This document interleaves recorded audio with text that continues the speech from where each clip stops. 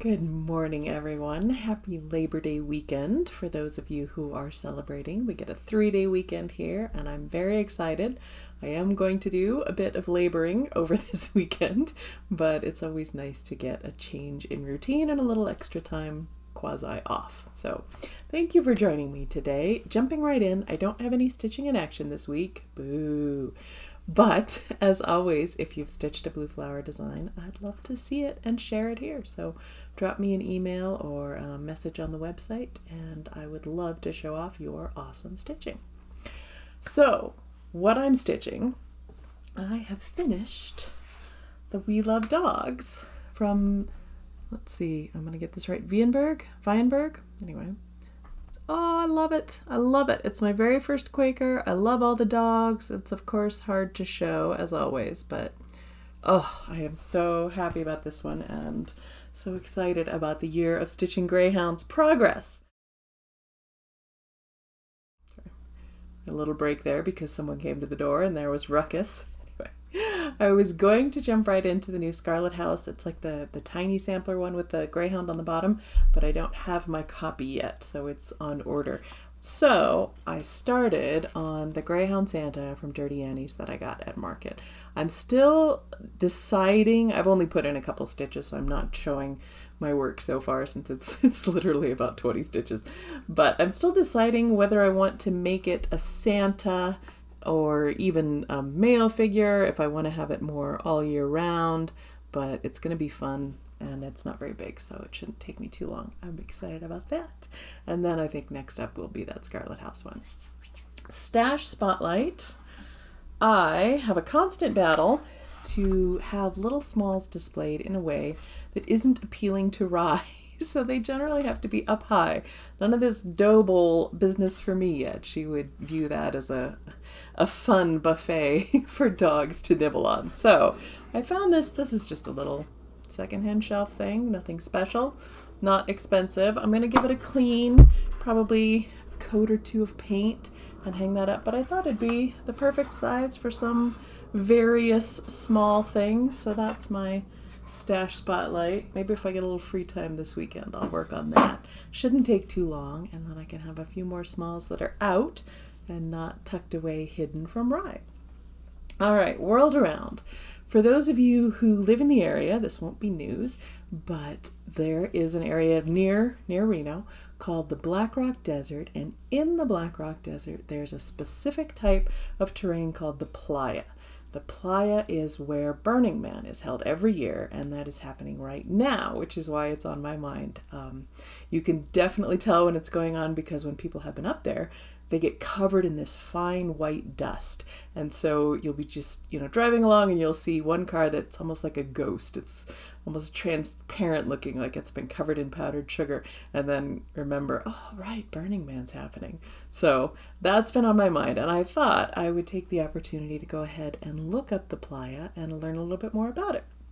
The Playa itself is basically the silt-covered lake bed from the ancient Lake Lahontan in this area that I think dried up 17,000 years ago, something like that. But that's why it is silt, so it's that very fine, powdery sort of substrate. It is one of the largest, flattest areas on Earth. It's about 200 square miles, almost completely flat. And so it's been used for speed trials over the years. It's actually the place where the first and I think only supersonic car was tested, got up to 793 miles an hour, or I think that's something like 1,200 kilometers per hour. But because it is such a very large, extremely flat area, it's safe for them to test concept cars and other strange land vehicles to achieve those speeds. It's such an interesting thing because the Playa is an extreme environment. It's very dry, maybe a few inches of precipitation a year. When they do get precipitation, it can happen after years of nothing, and then they get flooded with this very salty, alkaline water that wouldn't be appealing. I mean, if you dumped it in your garden, your plants would say, what? Why? And yet most of the life in the playa itself is aquatic. And so they have all of these little crustaceans and bacteria that have evolved so that when this flood of water comes in, and you can see it, it'll be a couple inches deep on the playa, everything sort of springs to life. The eggs hatch, things grow. You've got all these little brine shrimp and fairy shrimp and, what are they, sand fleas, and they hatch, they grow, they procreate, and they get fed on by migrating birds, and then the water dries up and it all goes dormant again until the next time that water comes through. So it's really interesting. And then in between these times when it's suddenly not a lake, it's this just dry, flat, harsh winds, harsh temperatures. I mean, during the summer it can be 110 degrees during the day and 45 degrees at night, so wild temperature swings. It's just a really interesting environment. Now, this is only one piece of the Black Rock Desert, but I thought the playa itself was something so interesting. It's not an environment I've ever been familiar with before moving here, so I wanted to take the opportunity and learn a little bit about that. So there you go. Ancient Lake Lahontan now remaining in tiny, tiny shrimp. I'm interrupting the video because I completely forgot to do best thing. And best thing this week is, in fact, an awesome thing. You may have noticed I am wearing a shirt with Greyhounds on it. Isn't that great? Lynn, lovely Lynn, sent me this shirt with the beautiful Greyhounds. Let's see if we can see all of them. Isn't that fun? It's actually my birthday this coming week, so I'm thinking of it as an early birthday present, but I just love the Greyhound shirt. So thank you very much, Lynn, and I really appreciate your thinking of me. Questions. Last video, I was asking people their thoughts as summer winds down, and I think a lot of people have mixed feelings, as I do. This weekend for us marks the official end of the summer season, so it really is switching to fall after this. Kids are going back to school. They've already started back in this area, and everybody changes from summer schedule back to rest of the year schedule. The question I had for you this week, though, still relates to summer. Does anybody have any tips for getting corn clean? I love corn. I love it. And I don't mind the shucking part where you pull up the leaves, but I have a terrible time getting all of those little strings off. Are there any good ideas that you have for how to do that? Is there a technique? Do you need to put it in boiling water? Do you need to rub it with paper towels? I would eat corn probably every day if I didn't get so irritated at plucking all that corn silk off. So if you've got any tips, I want to know.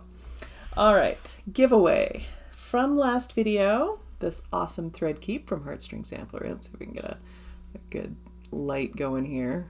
Oh gosh, this is hard to see.